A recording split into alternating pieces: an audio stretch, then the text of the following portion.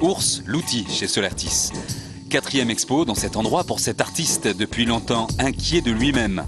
Le genre humain est décidément bien compliqué, mais comme l'escargot, il lui faut laisser sa trace.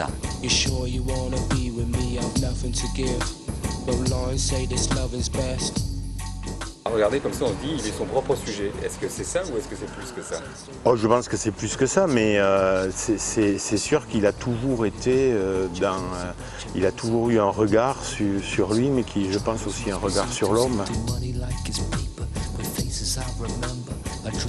Je pense, par exemple, dans les années 70, il a été vraiment le témoin de la féminisation des hommes et de la masculinisation des femmes, c'est-à-dire ce moment où naît l'égalité, où les hommes ont à jouer cet enjeu aussi. Il n'y a pas que les femmes qui avaient à jouer quelque chose, il y avait aussi les hommes.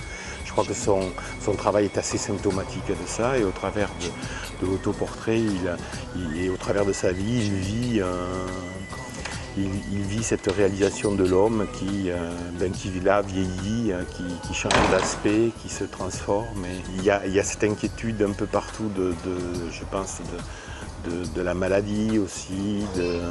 Les œuvres ici sont à la fois celles qui renvoient à l'immortalité de l'homme, de son esprit, au travers de divinités de toutes les religions, un peu de tous les continents. Et en même temps, il y a cette inquiétude de l'exploration fonctionnelle, du corps qui est analysé, observé, qui devienne un tube dans lequel les appareils pénètrent, le corps malade ou le corps inquiet de Ours qui se voit affronté à la maladie et à tout cet arsenal de l'exploration fonctionnelle que nous vivons. Donc c'est à la fois le vécu ancien de l'homme dans son lien à la divinité, et dans l'autre salle, c'est un peu le lien de l'homme à son organisme inquiet et inquiété par la science moderne.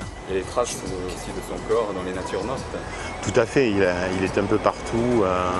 Il est un peu partout. Toute son œuvre traverse son intérieur au travers de ses représentations autobiographiques, des objets qu'il emprunte, qui traversent son œuvre et qui se retrouvent dans ses natures mortes, où il est d'ailleurs présent en tant qu'objet, effectivement.